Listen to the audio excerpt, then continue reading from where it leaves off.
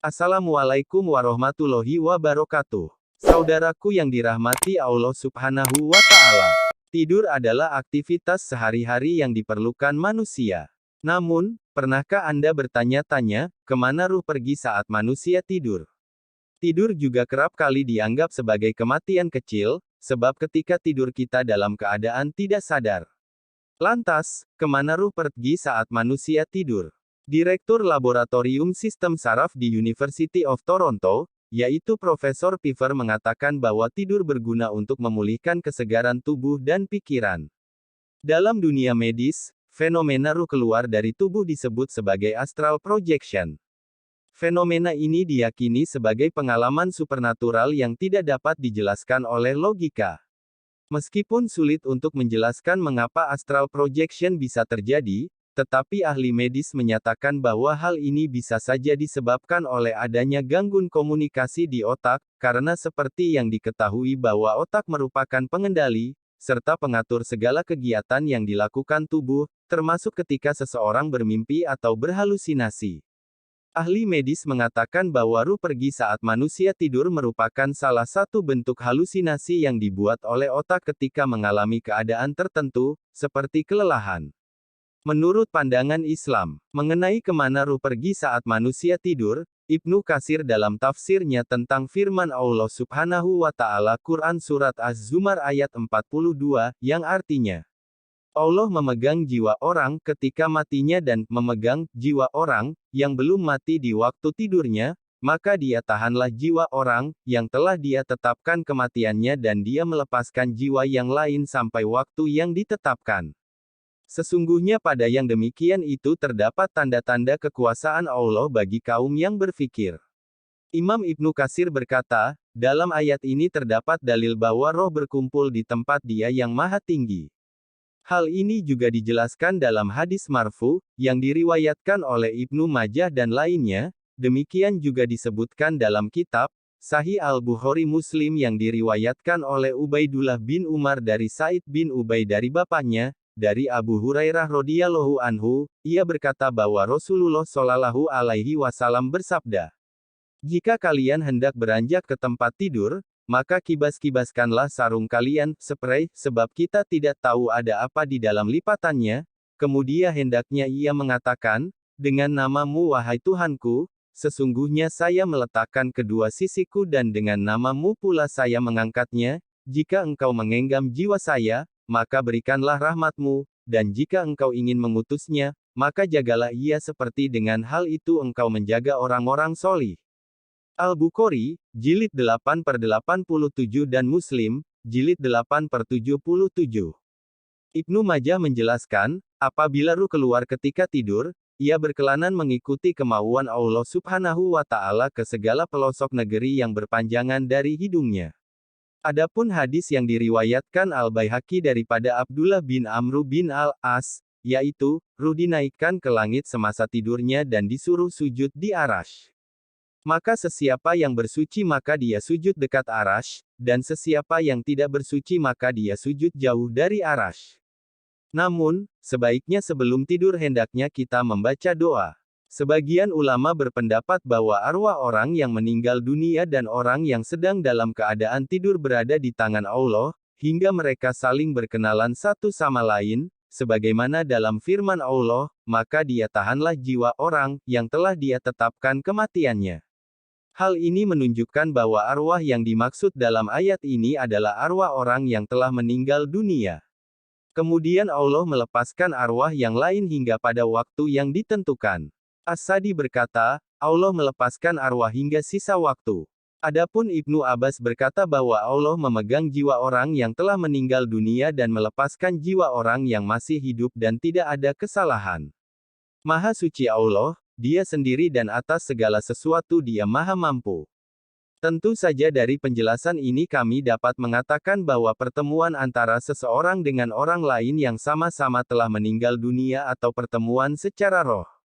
Hal ini juga memberi makna bahwa manusia ketika tidur, maka rohnya berada di suatu tempat yang khusus ditempati oleh roh. Satu sama lain saling bertemu dan berkenalan. Hal ini sebagaimana tersebut dalam hadis Rasulullah Shallallahu Alaihi Wasallam.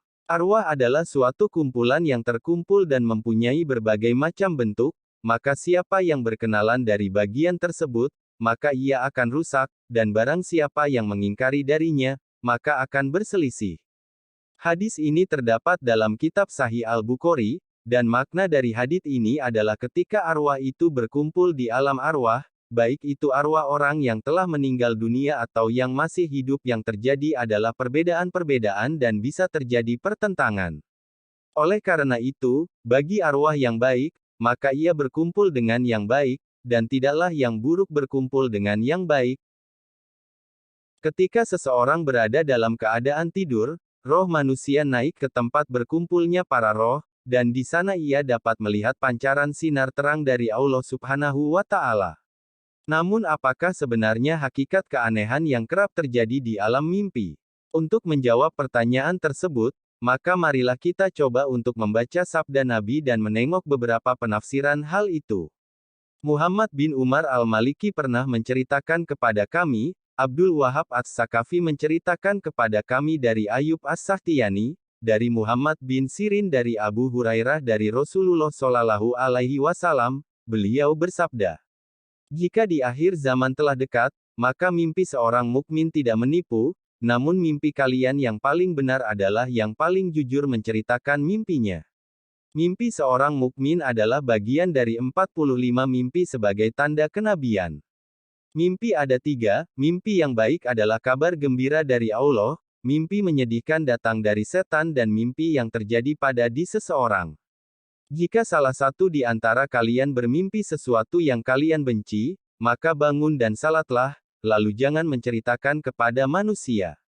Imam An-Nawawi berkata dalam menafsirkan hadis ini, Imam Al-Maziri berkata, aliran Ahlus Sunnah berkeyakinan bahwa Allah menciptakan satu keyakinan di hati orang yang sedang dalam keadaan tidur, sebagaimana Dia menciptakan hal tersebut dalam hati mereka yang tidak tidur. Dia Maha Suci yang telah mengerjakan segala sesuatu sesuai yang Dia kehendaki, Dia tidak tercegah karena adanya manusia yang tidur atau yang bangun. Jika Allah benar-benar menciptakan keyakinan pada orang yang sedang tidur, maka Dia juga berarti menciptakan ilmu atau isyarat untuk selain alam manusia, sebagaimana Allah menciptakan mendung sebagai sebuah ilmu atau isyarat bahwa hujan akan segera turun. Semua diciptakan oleh-Nya yang Maha Satu, semua tercipta melalui kata yang diucapkan Allah, kun, maka terciptalah.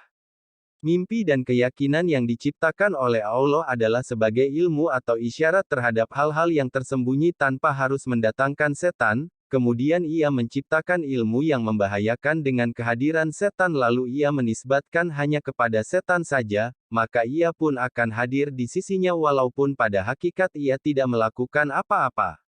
Inilah makna dari sabda Rasulullah Shallallahu Alaihi Wasallam. Mimpi baik dari Allah dan mimpi buruk dari setan. Hal ini bukan berarti karena setan mengerjakan sesuatu.